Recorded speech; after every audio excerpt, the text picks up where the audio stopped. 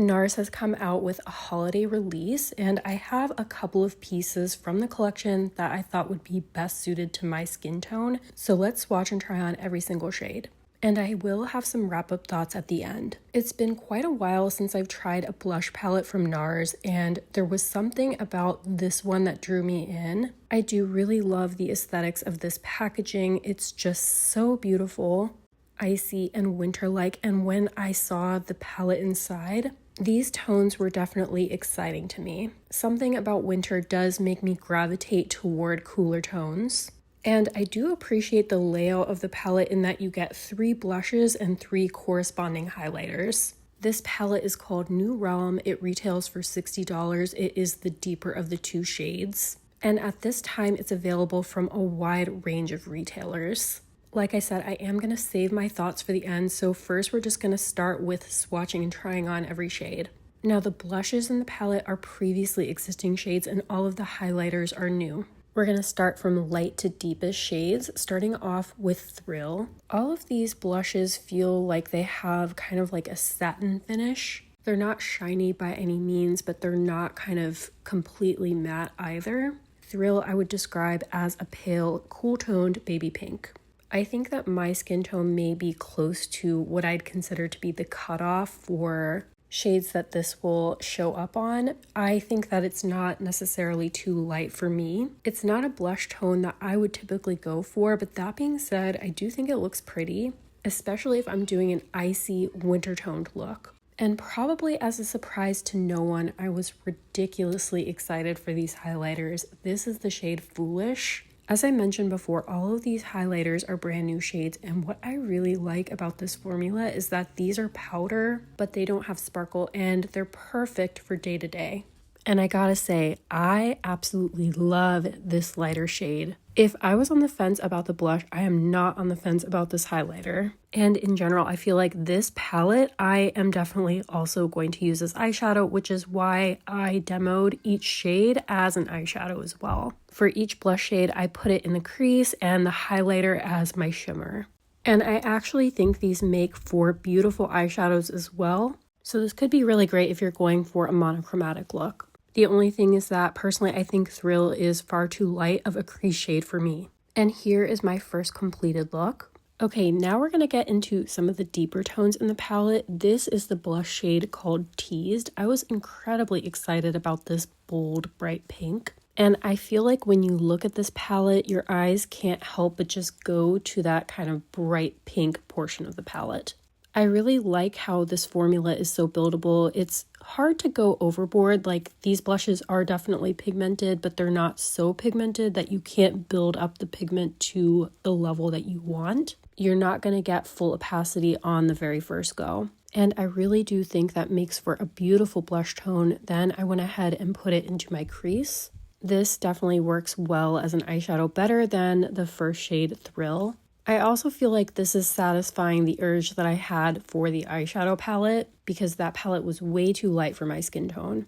Now we have the shade Thrash, and I would consider this to be more like a blush topper and highlight kind of hybrid. I feel like you get a pretty sheen, maybe not quite as much as a highlighting effect as you do with Foolish, but same kind of reliable formula that you have without sparkle. Looks smooth on the skin, doesn't really emphasize texture. I also don't have a lot of blushes from NARS, so I didn't have any overlap when I got this palette, which of course is something you have to keep in mind if you're planning on picking this palette up. Then I'm taking that same shade Thrash and I'm putting it as my lid shade. I'm definitely very into these monochromatic pink looks. I also do want to say I like a heavy blush moment, so of course you don't have to go this heavy-handed. But personally, I think this looks really pretty. And so far, everything is applying and blending beautifully. Okay, the last blush in this palette is called Dolce Vita, and I feel like this is a cult classic.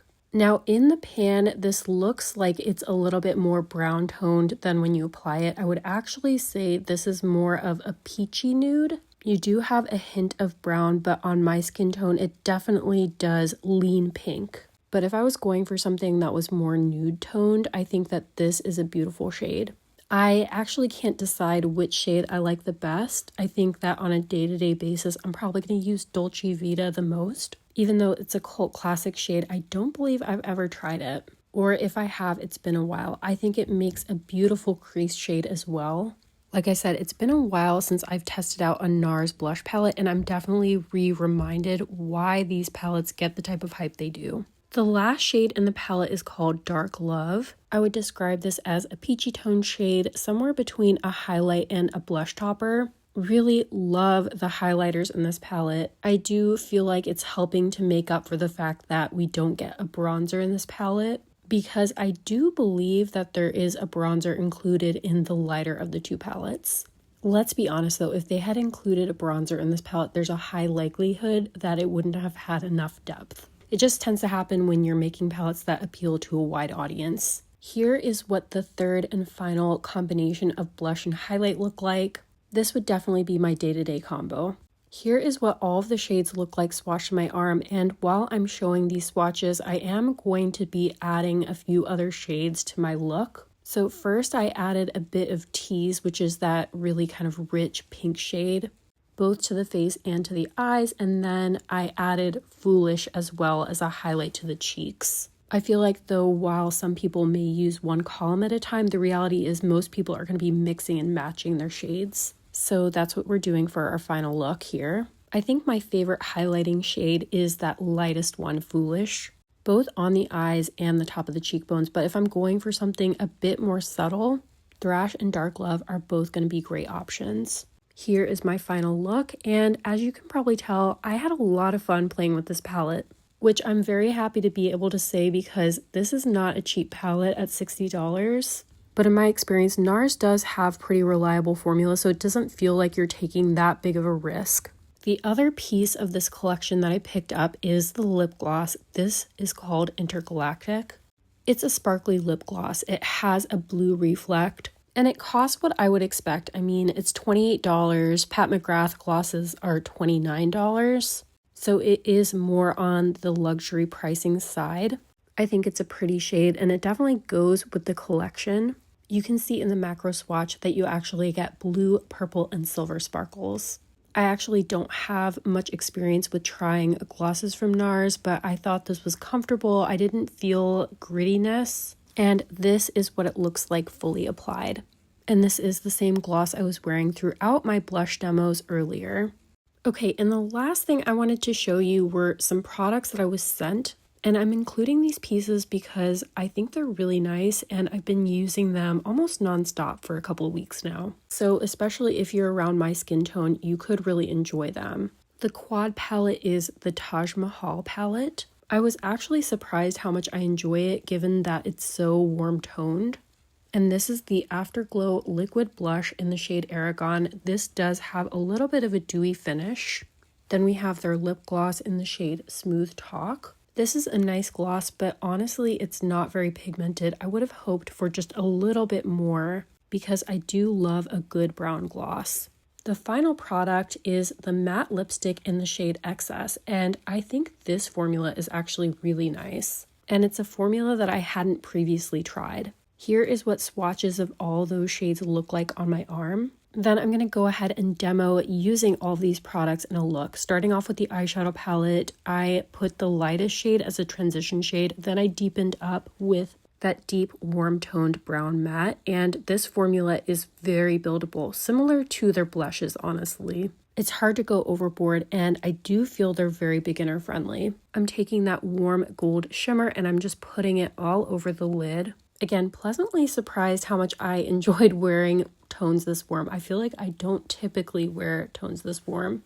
And then the last shimmer in the palette, I like to think of as a little bit something to add some oomph, like a little bit extra sparkle. It's basically like a sparkly topper. Now this cream blush actually is very pigmented. I feel like I would recommend going in with putting it on the back of your hand and then putting it onto your face after that, just so you make sure it's nice and sheer. But honestly, it did blend well. And then last, I'm going in with the matte lipstick in the shade XS. The tones of these products just go so well together, and this is the finished look.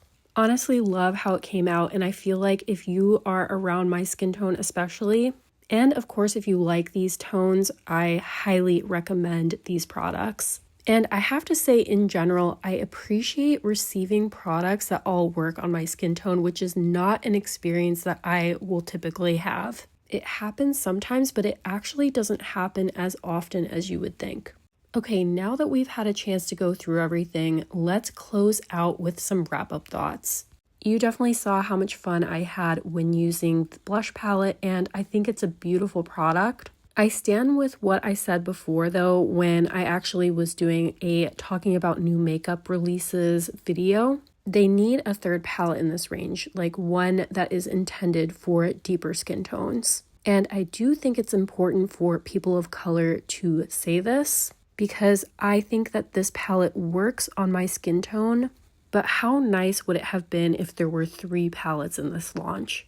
I also think that they have really nice eyeshadows, and it would have been great to see a couple of other quads as well, ones that were more suited for medium to deeper complexions. The lip gloss was pretty. I don't think it was anything super special, but the packaging and the formulas are nice.